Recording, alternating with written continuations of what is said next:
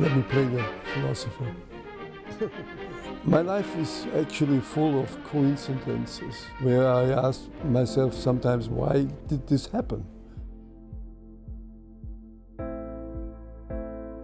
I was born in a small town in Lower Austria to parents who were regular people. My mother had been in the war a nurse, and my father was, of course, in the Wehrmacht. And when they returned after the war, Austria was a failed place, really. I think helped us was the fact that we were occupied. And occupation means controlling by foreign powers, but it also means responsibility for these foreign powers to feed a population that is occupied. So I was born not to poverty or no opulence in any way, certainly also not food, which affected my life a little bit because we didn't have milk for you. We didn't have cheese. All that was brought in from abroad by mainly America, but also the British.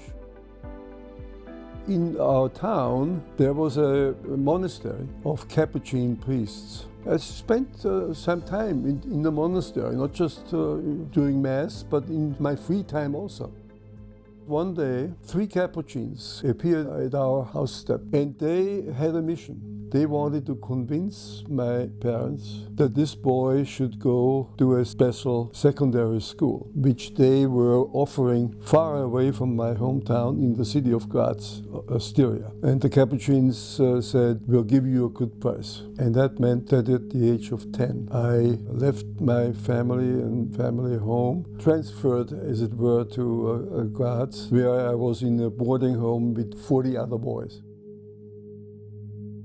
That was a rather important part of my life, because without that, I could never have been schooled at a gymnasium. That wasn't easy, because I noticed that I was not in an environment that was very loving. I did not fulfill the wishes of the Capuchins, becoming a Capuchin priest.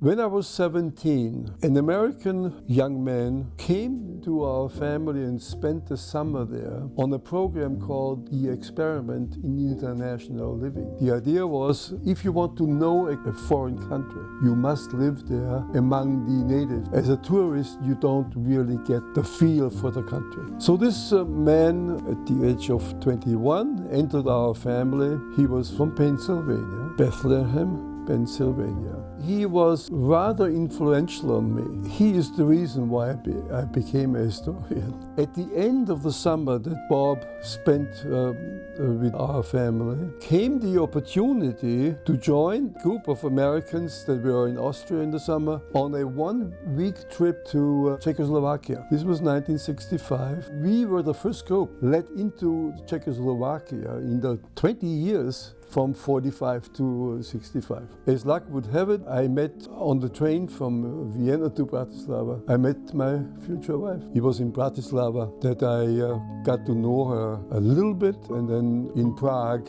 we fell in love. She was a senior at Smith College, and I was a 17-year-old, certainly not experienced with girls. And it was not so easy to stay in touch from 2 continents. And I decided to study at the University of Vienna. Had to choose subjects. And I knew I wanted to study the English language, literature, and linguistically to go to an American university.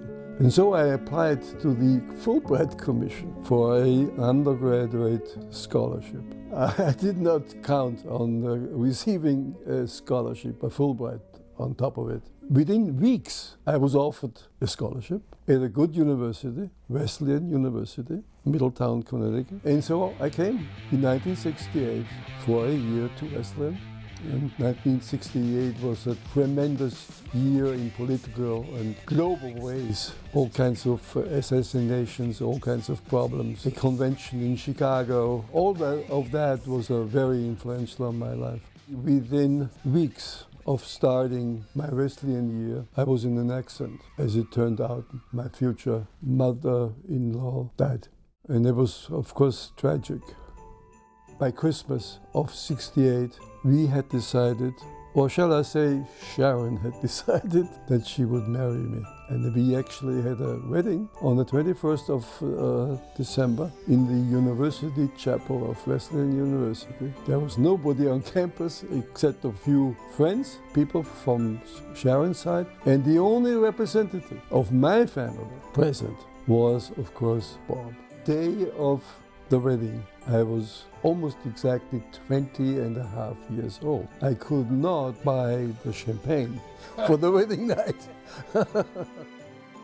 What influenced me perhaps the most, and of course my Fulbright year, was my guest professorships at 3 universities. The first one at Minnesota, where the Center for Austrian Studies is located, where I ran a student program. 25 students from Minnesota came every year and spent a semester in Graz. Schumpeter professorship at Harvard University, which was a kind of heavenly year for me for many reasons. And then came perhaps the highlight of my academic life, invitation to Columbia University in 2007 from the Botstiber Foundation, and that brought me into another area of involvement with the United States that I appreciate very much. I started thinking about the best way of bringing in both American and Austrian scholars, and that was developed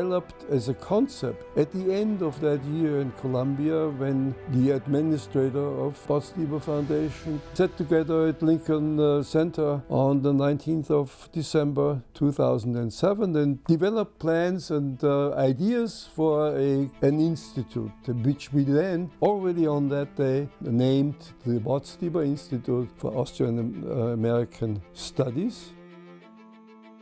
When you turn 75, have continued academic pursuits beyond retirement, and start thinking about your life and what was important should have been unimportant. It's family and academically, professionally, the special people that you reached as a human being or as a teacher.